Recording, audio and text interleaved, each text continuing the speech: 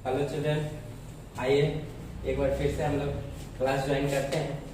आज SST class में हम लोग का असाइनमेंट डिस्कशन है। ठीक है, ये असाइनमेंट डिस्कशन का सेकेंड चैप्टर है, यानी कि हम लोग का असाइनमेंट नंबर 2 को डिस्कस करना है। आज आप लोग ने इसका चैप्टर पढ़ा, कुछ क्वेश्चन आंसर भी किए हैं, लेकिन चलिए अगर नहीं किए या फिर किए हैं तो फिर भी इसको एक बार डिस्कशन को देखिए, इससे आपको समझ में आएगा। आपने जो आंसर सोचा है, आपने जो आंसर क्रिएट किया है, उसको भी देख लेंगे। सबसे पहले असाइनमेंट का जो सेक्शन है, आंसर द फॉलोइंग क्वेश्चंस। इस आंसर द फॉलोइंग क्वेश्चंस के अंतर्गत इस सेक्शन में कुल 16 क्वेश्चंस है, जिसमें से फर्स्ट क्वेश्चन नोट कीजिए, देखिए what is globe. First question जो है उसमें पूछा जा रहा है कि ग्लोब क्या होता है, यानी ग्लोब किसे कहते हैं।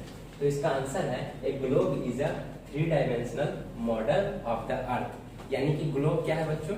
ग्लोब जो है पृथ्वी का एक 3D मॉडल है। ठीक है, सेकेंड क्वेश्चन देखिए, क्वेश्चन नंबर 2।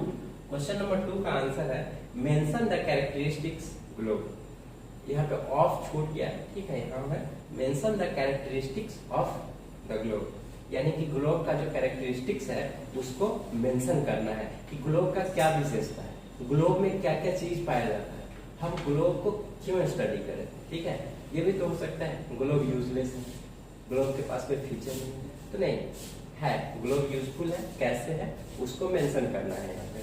तो देखिए सबसे आप यहाँ पे एक छोटा डैश देखना है, it is a model of the earth. एक तो ये है कि यह क्या है, पृथ्वी की मॉडल है, यानी कि हम जिस पृथ्वी पे रहते हैं उसको सेम अगर देखना है तो हमें ग्लोब का सहारा लेना पड़ेगा, अदरवाइज हम पृथ्वी को नहीं समझ सकते हैं। मैप की सहायता से हम पृथ्वी का मॉडल को नहीं समझ सकते हैं।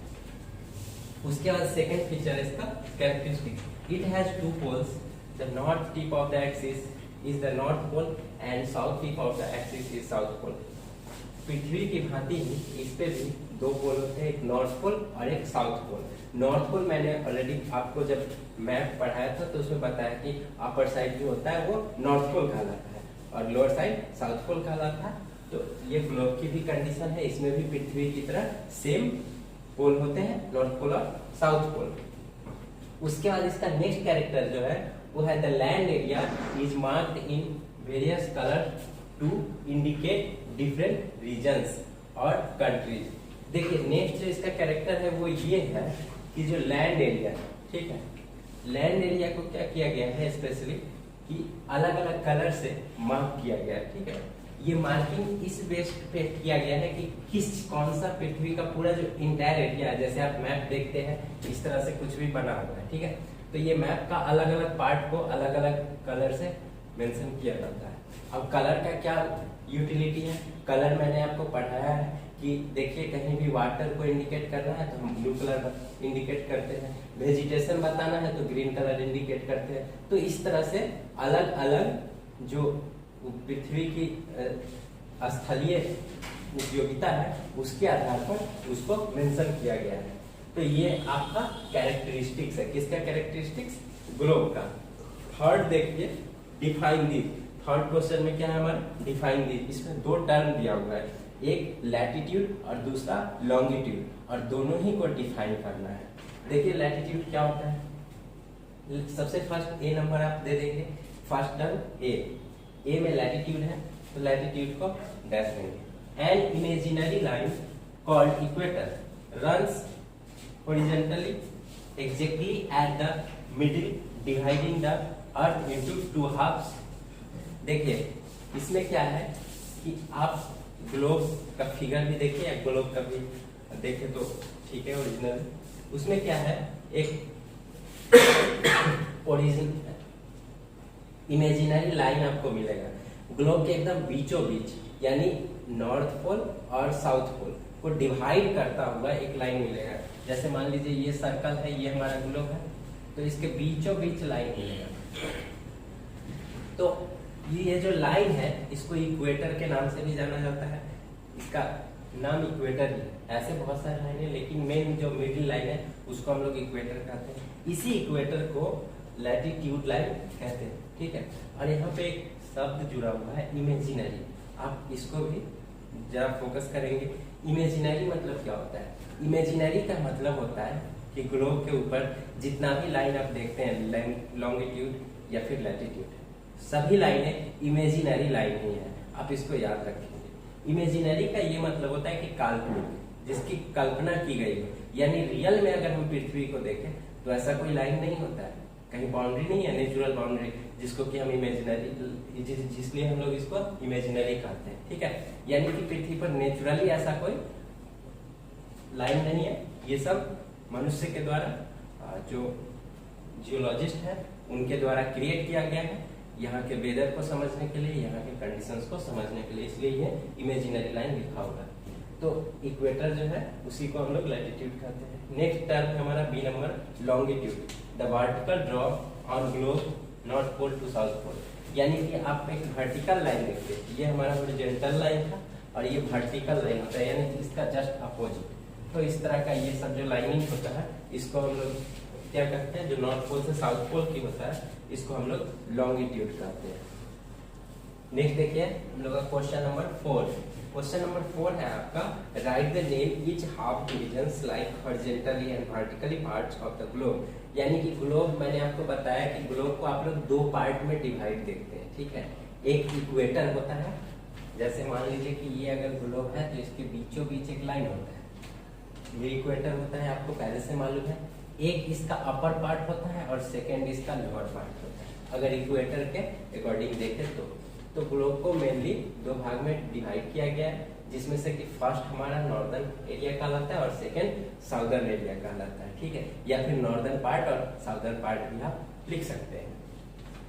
क्वेश्चन नंबर 5 देखिए, write the name of some imaginary line. इसमें क्या करना है कि आपको कुछ इमेजिनरी लाइंस का एग्जाम्पल देना है। तो मैंने पहले ही बता दिया कि जितना भी लाइन हम लोग देखते हैं ग्लोब पे या अर्थ के बारे में, हम लोग जितना भी लाइन पढ़ते हैं, all lines are imaginary line. ठीक है, यानी कि जितनी भी लाइनें हैं सभी इमेजिनरी है, कोई भी रियल लाइन नहीं है। तो all latitude, longitude and some special latitudes like equator, tropic of cancer, tropic of capricorn are imaginary lines. यानी कि जितना एक तो लॉन्गिट्यूड लैटिट्यूड से सभी इमेजिनरी लाइन है, और उसमें कुछ स्पेशल जो हम लोग लाइन पढ़ते हैं वो सब भी क्या है, सब इमेजिनरी ही है। जैसे मान लीजिए कि ट्रॉपिक ऑफ कैंसर है, ट्रॉपिक ऑफ कैप्रिकॉर्न है, ये सब भी इमेजिनरी लाइन।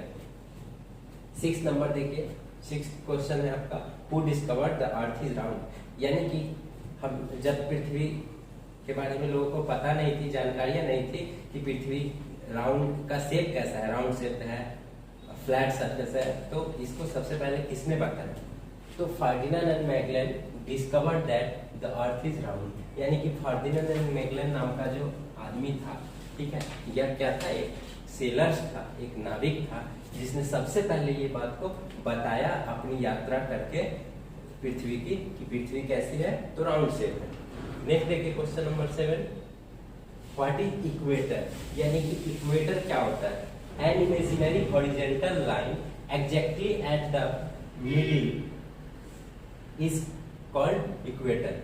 यानी कि एक इमेजिनरी लाइन जो एकदम बीचों बीच होता है उसे हम लोग इक्वेटर कहते हैं। ठीक है, देखिए ग्लोब पे ऐसे ऐसे पैरेलल लाइन बहुत सारा आपको मिलेगा, लेकिन इक्वेटर कौन है? जो एकदम मिडिल पे होता है, एग्जैक्टली मिडिल, यहाँ पे लिखा हुआ है एग्जैक्टली एट द मिडिल। आप लोग इस टर्म को ध्यान रखेंगे कि जो एग्जैक्टली मिडिल वाला लाइन है उसी को हम लोग इक्वेटर कहते हैं। नेक्स्ट देखिए 8th नंबर, 8th में है राइट अबाउट प्राइम मेरिडियन। इसमें हम लोग को कुछ प्राइम मेरिडियन के बारे में इंट्रोडक्शन लिखना है।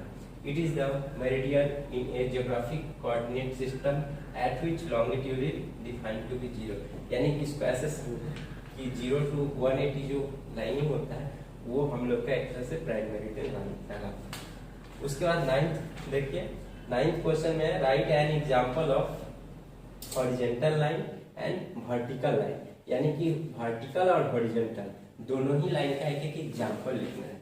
तो लिख दी longitudes are horizontal and latitudes are horizontal and longitudes are vertical. Next देखिए क्वेश्चन नंबर 10। क्वेश्चन नंबर 10 है आप लोग का, which line are responsible for various time zones. यानी कि अलग अलग टाइम जोन जो है, जैसे आपके यहाँ का जो टाइम है IST वो दूसरे कंट्री का जो टाइम है उससे डिफर है ना। जैसे मान लीजिए कि भारत के टाइम से बांग्लादेश का टाइम हाफ आवर्स एडवांस है, प्लस है पाकिस्तान हाफ आवर माइनस है। तो ये सब कैसे ऐसा होता है, अभी हमारे यहाँ दिन है, अमेरिका में रात। तो ये सब जो टाइमिंग का जो चेंजिंग है, इसके लिए कौन सा लाइन रिस्पॉन्सिबल है? तो prime meridian is responsible for various time zone. 10 number question जो है उसका आंसर ये होगा। 11 नंबर क्वेश्चन देखिए आप लोग ध्यान से, ठीक है। क्वेश्चन नंबर 11 है आपका, right geographical status of these imaginary lines, ठीक है। यानी कि 11 नंबर क्वेश्चन जो है उसमें ये बताया जा रहा है कि नीचे जो कुछ लिखा हुआ है उस सभी लाइन का ज्योग्राफिकल स्टेटस लिखना है। तो 11 के नीचे आप लोग ध्यान से देखिए, नंबर यहाँ पे मिसप्रिंट हो गया, जिसके कारण 12, 13, 14, 15 लिखा गया, ठीक है। तो ये 12, 11 के बाद 12, 13 नहीं है, ABCD आप लिख लीजिए इसको, ठीक है। और इस हिसाब से 12 को A मानिए, 13 means B, 14 means C and 15 means D, ऐसे कर लीजिए, ठीक है। तो हमारा 12 to 15 नंबर क्वेश्चन नहीं है, वो 11 के बाद ABCD है।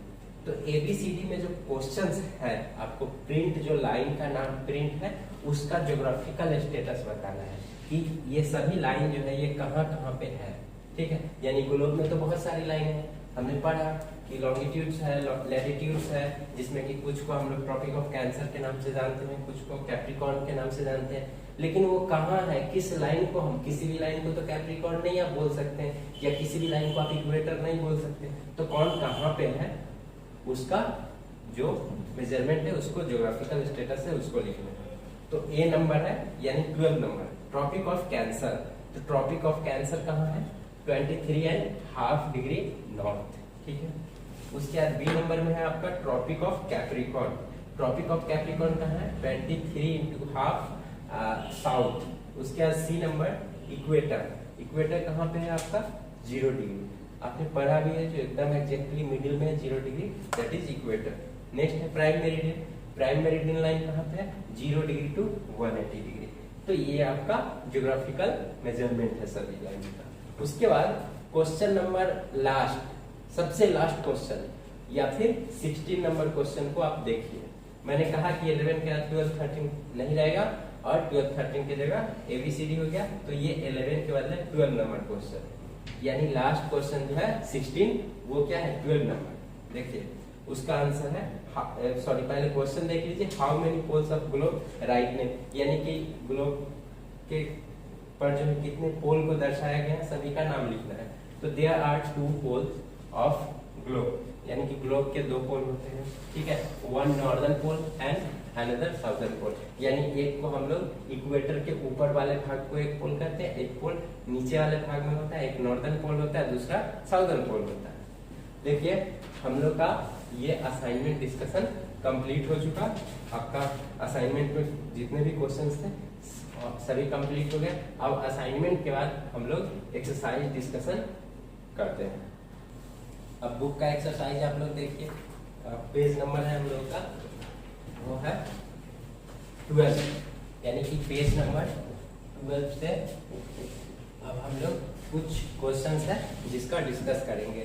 तो 12 में आप लोग का फर्स्ट एक्सरसाइज का जो फर्स्ट क्वेश्चन है वो है choose the correct answer and fill in the blanks, यानी कि जो उसमें ऑप्शंस 2 दिया हुआ है उसको चूज करके और ब्लैंक्स एरिया को फिलअप करना है। तो हमारा आप लोग क्वेश्चन बुक में है ही आपके पास, या तो बुक में मेंशन करें या फिर आप कॉपी पे नोट करें इसको। फर्स्ट आंसर होगा लैटिट्यूड, सेकेंड आंसर होगा हमारा 23.5 डिग्री नॉर्थ, थर्ड आंसर होगा इक्वेटर, फोर्थ आंसर होगा प्राइम मेरिडियन, ठीक है। ये हमारा कंप्लीट चूज द करेक्ट वाला सेक्शन कंप्लीट हो गया। अब आइए मैच द फॉलोइंग, यानी कि मैच द फॉलोइंग, जो कॉलम ए है और कॉलम बी है।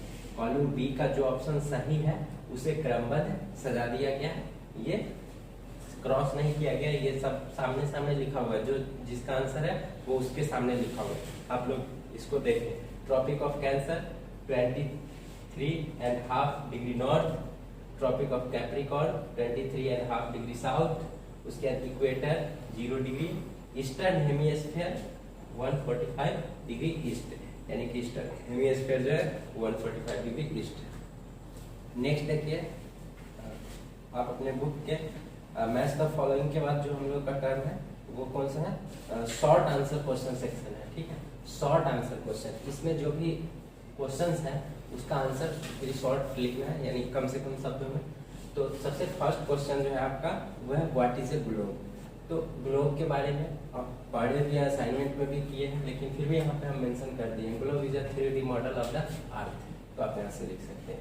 सेकेंड है हम लोग का what are horizontal lines on the globe called, यानी कि ग्लोब पे जो हॉरिजॉन्टल लाइंस उद्धृत होते हैं उसे क्या कहा जाता है।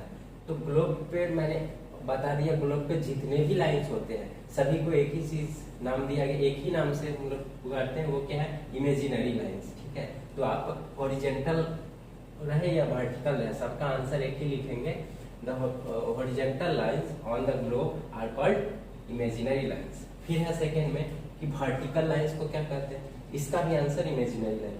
कोई भी लाइन रहे उसे इमेजिनरी लाइन ही कहा जाता है, आप याद रखिए। उसके बाद फोर्थ आप देखिए, what is the location of prime meridian, 0 degree to 180 degree, ठीक है। Like equator, the prime meridian divides the earth into 2 hemispheres, the eastern and the western, यानी कि ये भी इक्वेटर की, इसका लोकेशन जो है वो 0 डिग्री से 180 डिग्री तक है। उसके बाद ये जो है इक्वेटर की भांति ही पृथ्वी को 2 भागों में डिवाइड करता है, लेकिन इक्वेटर क्या है कि ये 2 पोल को डिवाइड करता है और ये 2 हेमिस्फीयर को डिवाइड करता है, ये डिफरेंस है इन दोनों में। तो और इक्वेटर हमारा नॉर्दर्न और साउदर्न पोल को करता है और ये ईस्टर्न और वेस्टर्न हेमिस्फीयर को करता है। तो इस तरह से शॉर्ट आंसर क्वेश्चन जितने भी हमारे सभी कंप्लीट हो गए। अब हम लोग का है लॉन्ग आंसर, ठीक है। लॉन्ग का जो सेक्शन है इसमें कुल 3 क्वेश्चंस है। 3 क्वेश्चंस में मैंने सभी क्वेश्चंस आपको असाइनमेंट डिस्कशन के दौरान करवा दिया है, तो आप वहां से इसको कर सकते हैं। आपका फर्स्ट क्वेश्चन है एक्सप्लेन व्हाट लैटिट्यूड्स आर, यानी लैटिट्यूड्स क्या है उसको एक्सप्लेन करना है। तो असाइनमेंट डिस्कशन के दौरान भी हम लोगों ने लैटिट्यूड्स लिखा है, लैटिट्यूड्स का डिफिनीशन आपको बताया गया, उस डिफिनीशन को आप यहाँ पे मेंशन कर देंगे। नेक्स्ट है एक्सप्लेन व्हाट लॉन्गिट्यूड्स आर, यानी लॉन्गिट्यूड्स का डिफिनीशन, वहीं लैटिट्यूड्स लॉन्गिट्यूड्स दोनों का डिफिनीशन लिखाया गया है, वहां से आप मेंशन कर सकते हैं। थर्ड है right 3 lines about the prime meridian, prime meridian के बारे में भी आपको करवाया गया है, आप वहां से उसको कर सकते हैं। तो इस प्रकार हम लोग का असाइनमेंट के साथ साथ एक्सरसाइज डिस्कशन भी कंप्लीट हो गया। आप लोग इसको नोट करेंगे अपने नोटबुक में और अच्छे तरीके से इसको याद कर लेंगे। धन्यवाद।